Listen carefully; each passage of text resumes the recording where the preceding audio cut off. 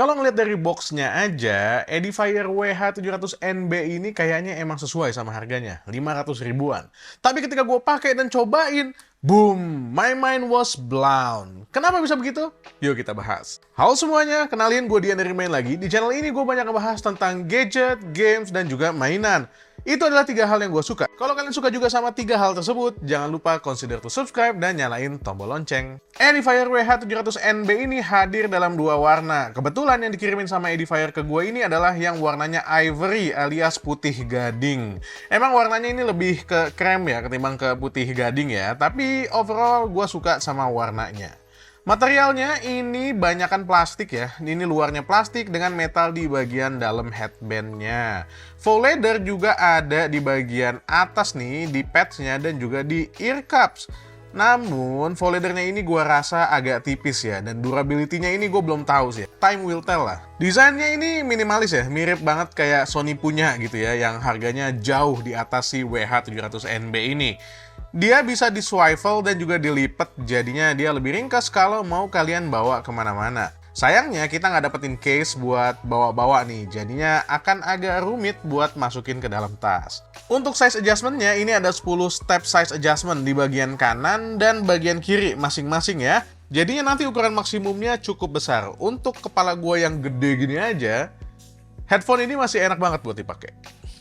Untuk build quality-nya gue bisa bilang sesuai sama harganya, 500 ribuan. Kalian nggak bisa berharap lebih dari sebuah headset 500 ribuan. Ini udah top. Ketika dipakai, headphone ini rasanya nyaman banget ya. Faux leather-nya tuh berasanya empuk meskipun ketika gue pakai dalam jangka waktu yang agak lama, misalnya 1 jam, keringat itu mulai bercucuran di telinga gue. Dan yang gue rasain itu clampingnya nyaman karena beratnya itu cuma 270-an gram aja.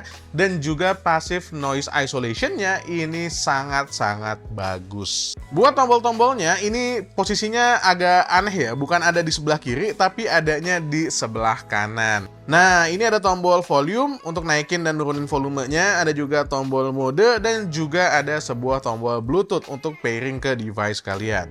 Ada juga port USB Type-C untuk ngecharge si headphone ini. Ya, USB Type-C-nya hanya untuk ngecharge, nggak bisa untuk pakai mode wired, sayang sekali. Ada juga lubang mikrofon di sebelah kanan dan kirinya. Nah, mikrofonnya ini berfungsi untuk ANC-nya, alias Active Noise Cancellation, yang gua bisa banget bilang kalau ANC di headphone ini itu bukan gimmick. Ketika ANC itu gua nyalain, suara yang tadinya udah lumayan kedap, itu semakin kedap. Rasanya gua nggak bisa denger suara di luar, kecuali emang ada keributan dan kerusuhan gitu. Gue jadi bisa denger.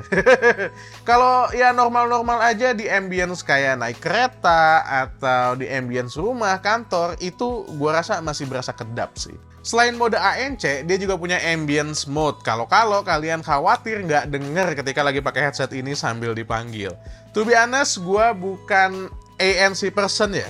Gue adalah ambience mode person. Ketika gue menggunakan headset atau headphone atau TWS, gue maunya tetap bisa dengar suara-suara di luar sana.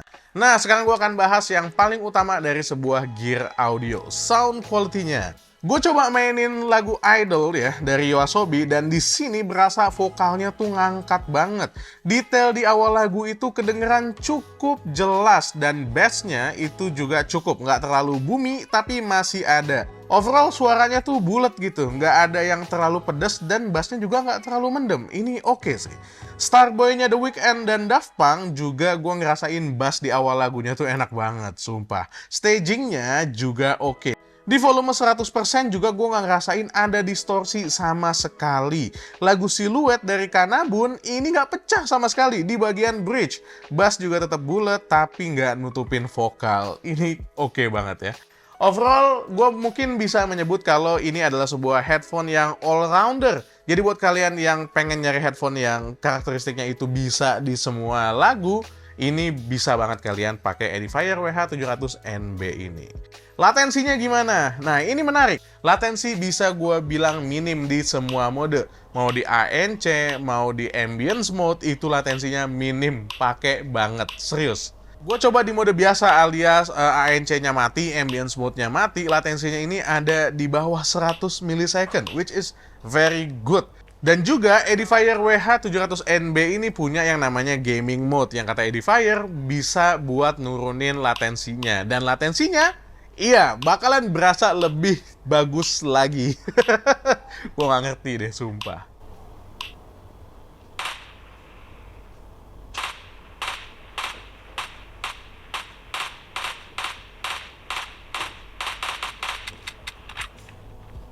Tapi ketika gaming mode nyala, biasanya ya untuk headset-headsetnya 500 ribuan itu, suaranya bakalan berubah. Gimana dengan WH700NB ini? Gue bisa bilang suaranya nggak berubah sama sekali. Mau kalian pakai mode biasa, mau kalian pakai game mode, mau kalian pakai ANC, mau kalian pakai ambience mode, itu karakteristik suaranya tuh sama persis, sis. Gue kayaknya belum nemu ya, harga 500 ribuan itu bisa ngasih yang kayak begitu. Kayaknya buat di harga 500 ribuan itu adalah sebuah hal yang agak mustahil ya. Agak sulit buat didapetin, kecuali di Edifier WH700NB ini. Bagus banget deh. Nah, sekarang tentang baterainya. Si Edifier bilang kalau ANC-nya itu hidup atau kita pakai ambience mode, baterainya ini bisa bertahan sampai dengan 45 jam. Dan kalau nggak pakai, itu baterainya bisa bertahan sampai dengan 68 jam. Oh iya, satu hal lagi yang nggak kalah penting adalah dukungan software. Edifier WH700NB ini bisa kalian konekin ke Edifier Connect ya, aplikasi yang bisa kalian download. Di situ kalian bisa aja langsung ganti mode-modenya, kayak pindah ke gaming mode, pindah ke ANC atau ambience mode. Kalian juga bisa ambil preset equalizer, yang mana gue nggak ganti-ganti equalizernya ketika gue melakukan pengetesan ini. Dan untuk hasil mikrofonnya, hasilnya seperti ini. Oke, ini adalah hasil perekaman suara dari Edifier WH700NB. Ini murni ya, pakai si WH700NB ini. Dan gue rekam dengan daily driver gue, Samsung Galaxy S23 Ultra. Hasilnya kayak begini, silahkan kalian nilai sendiri. Tes, 12, tes, 12. Yuk. Oke, that's it. Gue bisa banget merekomendasikan si Edifier WH700NB ini buat kalian yang lagi nyari sebuah headset 500 ribuan dengan kualitas ANC dan ambience mode yang top notch. Suaranya juga all-rounder dan detail suaranya itu lumayan oke dan gak berubah meskipun kalian pindah-pindah mode. Latensinya top. Paling kekurangan dari Edifier WH700NB ini menurut gua adalah tidak adanya wired mode. Jadi kalian gak bisa pasang ke konsol misalnya yang harus menggunakan koneksi wired atau dongle yang proprietary gitu. Nah, dia juga nggak datang dengan dongle. Dan juga build quality yang ya so-so lah. Oke aja untuk harga 500 ribuan. Gue nggak bisa bilang bagus-bagus banget, tapi ya ini udah lumayan top notch lah kalau kalian ngomongin sebuah headset harga 500 ribuan. Oke, gue Dan dari Main Lagi pamit. Assalamualaikum warahmatullahi wabarakatuh. Bye.